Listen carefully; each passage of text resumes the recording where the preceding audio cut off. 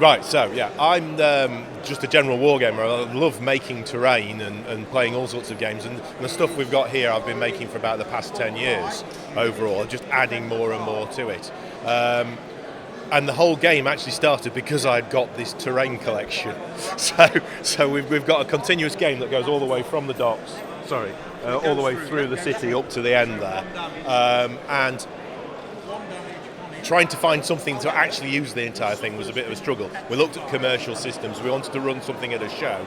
So what we did in the end is Andy, who was over the back there, he actually went away and he wrote us some rules. He came up with some ideas and wrote some rules. So what we've got is a participation game where you take control of two characters, a rookie and a veteran.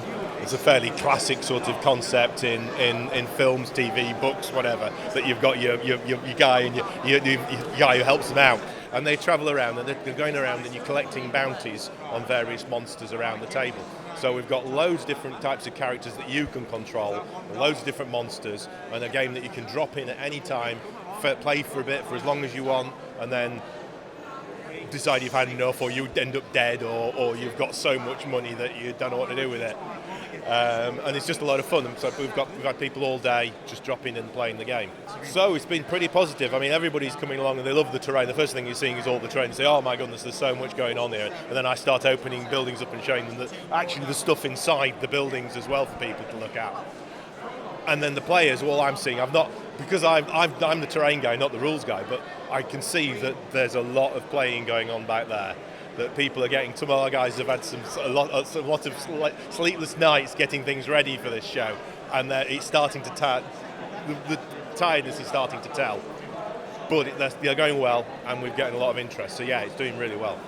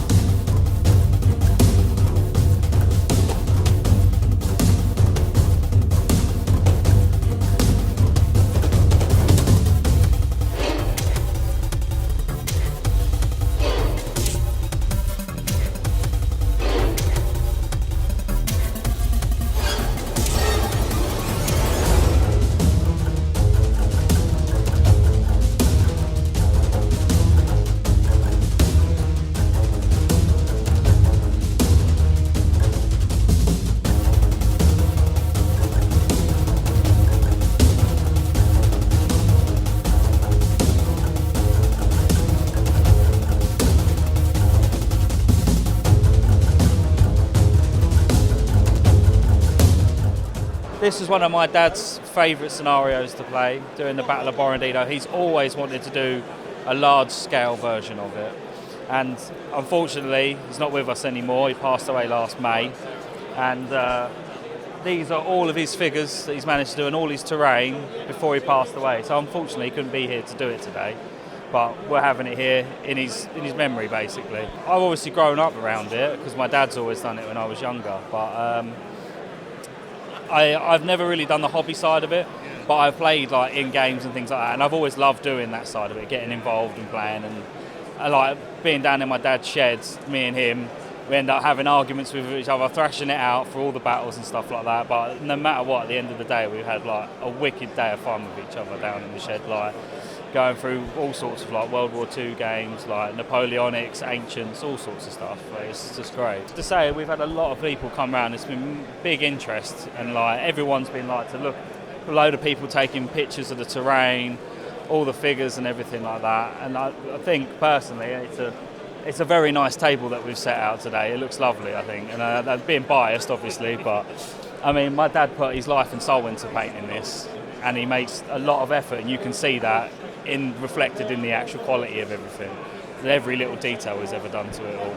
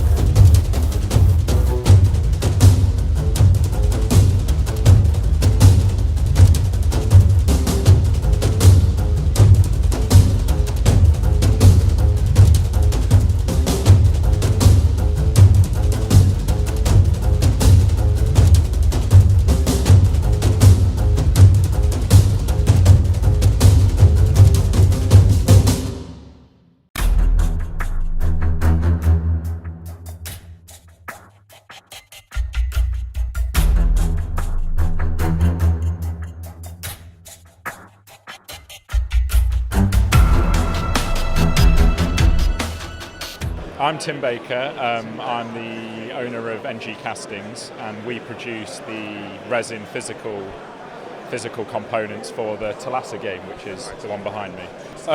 We're basically here to sort of promote our game and let people who want to play it.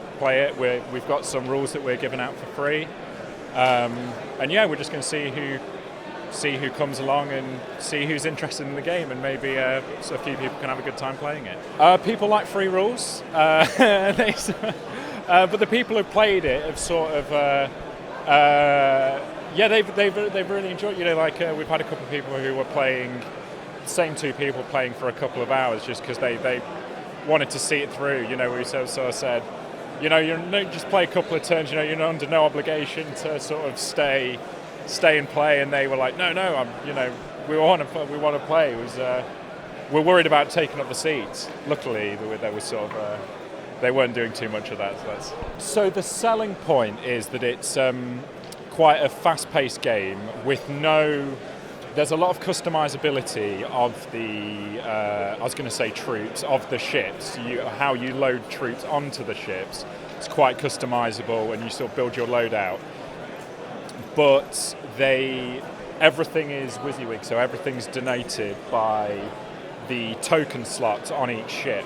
So there's no lists and sheets to the side of the table. Everything is on the board without referring to sort of off table sheets. It's sort of fast paced. It's fun. It's not too hung up on historical reality rather. I'd say it is historically authentic, but not.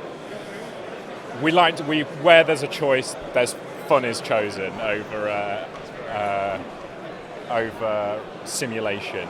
So there's, you can pull off cool maneuvers. There's special rules that you can do, things like this to sort of fire off.